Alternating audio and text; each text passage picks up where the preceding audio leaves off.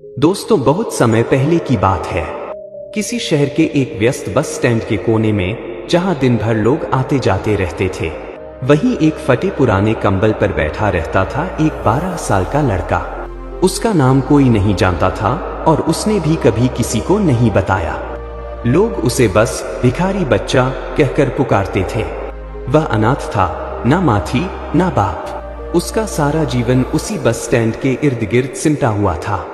कभी किसी ने उसे प्लेटफॉर्म के नीचे सोते देखा, तो कभी बरसात की रात में पुल के नीचे भीगते हुए। उसका एक ही काम था, भीख मांगना। सुबह से शाम तक उसका एक पुराना सा कटोरा सामने रखा होता था। किसी के हाथ से एक दो सिक्के गिरते तो किसी के चेहरे से नफरत। वो लड़का अब इस जिंदगी का आदी हो चुका था। उसे अब न शर्म आती थी, न कोई मलाल होता था। वो सोचता था, जब बिना कुछ किए बस बैठने से रोज के 50100 बन जाते हैं, तो मेहनत करने की जरूरत क्या है। खाना मिल जाता है, बचे हुए पैसे से बिस्कुट समोसा खा लेता हूँ, जिंदगी चल रही है ना। लेकिन हर दिन एक जैसा नहीं होता था। कभी कभी पूरा दिन निकल जाता और कटोरे में केवल 5 से 10 रुपए होते। ऐसी रातों में उसे भूखा ही सोना पड़ता और ठंडी जमीन उसका बिस्तर होती। मगर फिर भी वह अपने मन को समझा लेता, कोई बात नहीं, कल शायद अच्छा दिन होगा। उसके मन में यह आदत बस चुकी थी, उम्मीद करना। हर दिन एक नई उम्मीद में जीना और उसी उम्मीद में सो जाना। एक दिन की बात है, दोपहर का वक्त था। सूरज तेज चमक रहा था और गर्मी से लोग परेशान थे।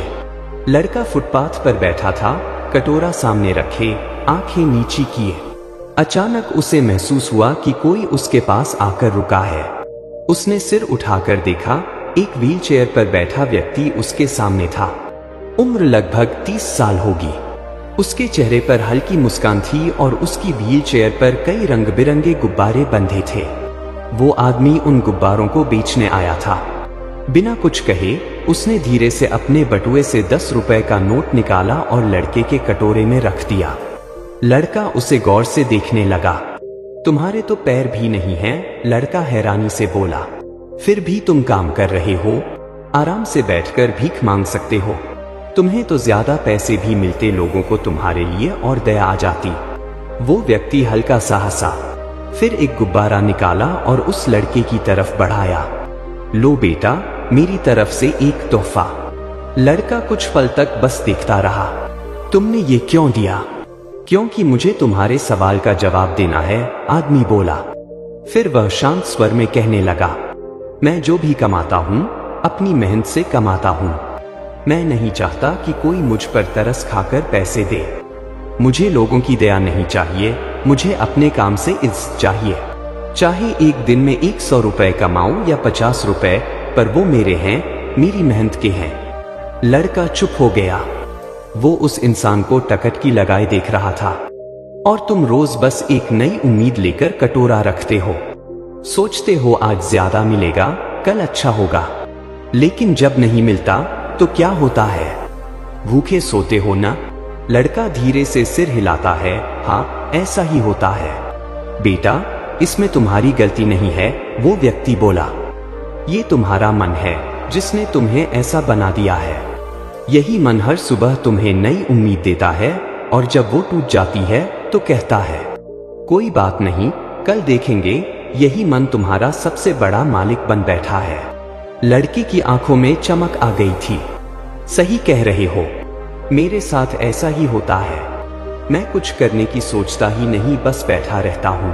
बेटा, ये मन वैसा ही है जैसे कोई सांचा, जैसे इसे ढालोगे ये वैसा ही बन जाएगा। अगर इसे मजबूती दो तो ये तुम्हारी तकदीर भी बदल देगा। लड़के ने कुछ पल सोचा, फिर पूछा, तो मैं क्या करूं? कैसे इस मन को बदलूं? उस आदमी ने गहरी सांस ली और कहा, तुमने मुझसे पूछा था कि मैं भीख क्यों नहीं मांगता, तो सुनो। क्योंकि मैं किसी के सामने हाथ फैलाकर गुलाम नहीं बनना चाहता। मैं चाहता हूं कि लोग मुझे मेरी मेहनत से पहचाने, न कि मेरी अपंगता से। तुम अभी भी गुलाम हो अपनी आदतों के, अपनी उम्मीदों के, दूसरों के पैसों के। जिस दिन तुम अपनी कमाई करने लगोगे, उस दिन तुम्हें किसी से उम्मीद नहीं करनी पड़ेगी। उस दिन तुम खुद से जो चाहोगे वो खरीद सकोगे। लड़का स्तब्ध था। उसकी आंखें खुल चुकी थीं। उसने धीमे स्वर में कहा, आपने मेरी आंखें खोल दी, बहुत बहुत शुक्रिया। लड़के ने भावुक होकर कहा। उसके मन में एक नई रोशनी जल चुकी थी और अब वह कुछ अलग करना चाहता था, कुछ खुद के दम पर। अगले दिन सुबह की ठंडी हवा बस स्टैंड के आसपास बह रही थी। सूरज अभी पूरी तरह निकला भी नहीं था, लेकिन लड़का जिसका नाम था अनुज जाग चुका था। आज वह फुटपाथ पर बैठा अपने कटोरे की तरफ नहीं देख रहा था। आज उसके हाथ खाली थे, पर दिल उम्मीद से भरा हुआ था। वह चुपचाप अपने आसपास के ठेलों और दुकानों को देखता रहा, शायद कहीं से कोई काम मिल जाए। पहली दुकान जो खुली वह थी मोहन चाय वाले की। अनुज ने हिम्मत करके जाकर पूछा, चाचा मुझे कोई काम मिल सकता है क्या? मैं चाय बनानी नहीं जानता, पर बर्तन धो सकता हूँ, साफ सफाई कर सकता हूँ। मोहन ने उसे ऊपर से नीचे तक देखा, कुछ पल चुप रहा, फिर बोला, काम मिलेगा, पर मुफ्त की रोटियां नहीं मिलेंगी। सुबह से रात तक काम करना होगा। दिन के 100 रुपए दूंगा। मंजूर है? अनुज ने तुरंत सिर हिलाया, हाँ चाचा, मंजूर है। और वहीं से उसके जीवन की असली परीक्षा शुरू हुई। अनुज ने पूरे दिन बर्तन धोए, जमीन साफ की, चाय के कप धोए, कूड़ा फेंका और ग्राहकों को पानी दिया। बीच बीच में मोहन उसे एक पराठा और चाय भी दे देता। शाम को जब दुकान बंद हुई, मोहन चाचा ने उसके हाथ में 100 रुपए का नोट रखा। ले, आज की कमाई, मेहनत की है तूने। अनुज ने वो नोट लिया, आंखों से लगाया और अपने पास के फटे हुए झोले में रख लिया। आज पहली बार उसे लगा कि उसने पैसे कमाए हैं, मांगे नहीं हैं। वह रात वही बस स्टैंड की दीवार के सहारे बैठा, मगर आज उसे भूख नहीं लगी। उसके पास पैसे थे और इज्जत भी। दूसरे दिन उसने सोचा, एक ही दुकान पर क्यों टिकूं और लोगों से भी पूछता हूँ। पर यह राह आसान नहीं थी। एक पान वाले ने डांट दिया, भाग यहाँ से, भीख ही अच्छी थी तेरे लिए। एक और ठेले वाले ने हंसते हुए कहा, काम करना सबके बस की बात नहीं, चल हर इनकार पर अनुज को तकलीफ होती, पर वह उस व्हील चेयर वाले आदमी की बातें याद करता। तू गुलाम बन चुका है, उम्मीदों का जब खुद कमाना सीख जाएगा, किसी से उम्मीद नहीं रहेगी। चौथे दिन उसे एक और दुकान पर अखबार बांटने का काम मिल गया। हर सुबह 6 बजे वह बंडल उठाता और बसों में चढ़कर सीटों पर अखबार रख देता। बदले में दिन के 70 रुपए मिलने लगे। अब वह चाय की दुकान और अखबार दोनों जगह काम करने लगा। एक दिन बस स्टैंड पर उसने देखा कि कई लोगों के जूते गंदे हैं। उसने वहीं से एक पुराना ब्रश और पॉलिश की डिब्बी उठाई जो कूड़े में फेंकी गई थी और उसे साफ करके रखने लगा। अब जब ग्राहक चाय पी रहे होते, वह धीरे से पूछता, भैया जूते साफ कर दूं? कुछ लोग हंसते, कुछ मना करते, पर एक आदमी ने कहा, ठीक है, कर दे। वह व्यक्ति था विजय, एक प्राइवेट कंपनी का कर्मचारी।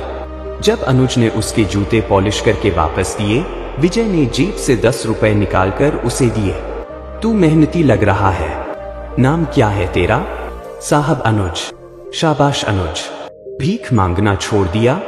हाँ भैया, अब खुद कमाता हूँ। विजय मुस्कराया और बोला, बहुत अच्छा कर रहा है तू, एक दिन बड़ा आदमी बनेगा। पहले लोग उसे दया से देखते थे, अब इज्जत से देखने लगे। अब वह जहाँ बैठता, कोई ना कोई कह देता, अरे ये वही बच्चा है ना जो पहले भीख मांगता था, अब काम करता है। मोहन चाचा कभी कभी उसकी पीठ थपथपा देते, बड़ा आदमी बनेगा तू। और सच में अनुज की आंखों में अब कुछ अलग चमक आ गई थी। एक दिन बस स्टैंड पर भीड़ कुछ ज्यादा थी। अनुज अखबार बांटकर बाहर निकला तो देखा वही व्हील चेयर वाला बलून सेलर भीड़ के बीच गुब्बारे बेच रहा था। अनुज भागकर उसके पास गया। भाइया, पहचानिए मुझे? वह मुस्कराया, हाँ बेटा, तू तो वो बच्चा है ना जो भीख मांगता था। अनुज भावुक होकर बोला, पहले भीख मांगता था, अब नहीं, अब मेहनत करता हूँ। आपने ही तो मेरी आंखें खोल दी, आपके शब्दों ने मेरी जिंदगी बदल दी। उस आदमी ने उसकी पीठ पर हाथ रखा। तूने मेरी बात सुनी, यही सबसे बड़ी बात है। बहुत से लोग बस सुनते हैं, समझते नहीं। तूने समझा और बदला खुद को। अब दुनिया तुझे नहीं बदलेगी, तू दुनिया को बदलेगा। अनुज की आंखों में आंसू थे, पर इस बार ये आंसू दुख के नहीं, गर्व के थे। रात को अनुज जब अपनी चटाई पर लेटा तो सोचने लगा। पहले वह किस्मत को दोष देता था, अब वह हर सुबह खुद अपनी किस्मत लिखता था। जहां पहले कटोरे में पैसे गिरने का इंतजार करता था, अब वह दिन भर मेहनत करके पैसे कमाता था। वह समझ चुका था, भीख में पेट भर सकता है पर इज्जत नहीं मिलती। मेहनत में थकान होती है पर आत्मसम्मान भी मिलता है। दोस्तों, बहुत सारे नौजवान आज भी उसी गलती को दोहराते हैं जो अनुज कभी करता था।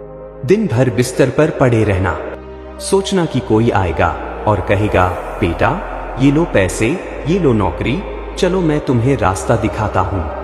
लेकिन ऐसा कुछ नहीं होता। दुनिया किसी के लिए नहीं रुकती। तुम अगर अपने माँ बाप से, दोस्तों से, रिश्तेदारों से उम्मीद लगाकर बैठे हो कि वो तुम्हारे लिए कुछ करेंगे, तो ये सोच ही तुम्हारे पतन की पहली सीढ़ी है। आज भी हजारों युवा ये कहकर बैठे हैं, घर में पैसों की तंगी है, मैं क्या करूं, मेरे पास कोई स्किल नहीं है, मुझे कोई गाइड करने वाला नहीं है। लेकिन सच ये है, तुम्हें ही खुद को गाइड करना होगा। दोस्तों, तुम्हारी जिंदगी के दरवाजे पर कोई मसीहा नहीं आने वाला। ना मम्मी, ना पापा, ना दोस्त, ना रिश्तेदार। हर कोई अपनी जंग लड़ रहा है। अगर तुम खुद के लिए नहीं उठोगे तो कोई नहीं उठेगा। और सबसे बड़ी गलती जो आज के युवा करते हैं वो ये कि हम गरीब हैं, लोग हमारी मदद करें। नहीं, दुनिया तरस नहीं खाती। दुनिया सिर्फ उस पर ध्यान देती है जो खुद पर मेहनत करता है। दोस्तों, सपने देखना बहुत अच्छा है, लेकिन बिस्तर पर पड़े पड़े सपने देखना और दिन में 10 घंटे मोबाइल चलाना, ये सपनों का अपमान है।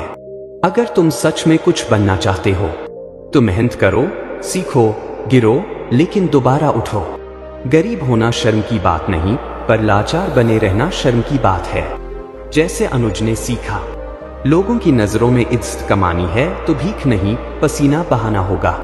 तो अगर तुम अभी भी सोच रहे हो कि कोई तुम्हें कुछ देगा, तो उठो, अभी उठो, क्योंकि तुम जितनी देर लगाओगे उतना ही वक्त तुम्हारे खिलाफ जाएगा। दोस्तों, अंत में एक बात याद रखो, जिंदगी में कुछ नहीं मिलेगा जब तक खुद से लड़ना नहीं सीखोगे। कोई तुम्हारे लिए रास्ता नहीं बनाएगा, तुम्हें खुद अपना रास्ता बनाना होगा, पत्थर तोड़कर, पसीना बहाकर। दोस्तों, अगर आप भी मानते हैं कि मेहनत ही असली रास्ता है और यह कहानी आपको कुछ सोचने पर मजबूर करती है, तो इस कहानी को लाइक करें, साथ